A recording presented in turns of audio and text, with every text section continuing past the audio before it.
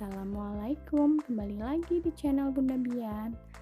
Ada yang suka makan usus, tapi nggak tahu cara ngolahnya gimana? Nah, kali ini Bunda mau membuat tumis usus ayam. Buat yang mau tahu cara masak dan bumbunya apa aja, stay tune terus ya. Di sini Bunda sudah siapkan usus yang sudah dibersihkan, sudah direbus.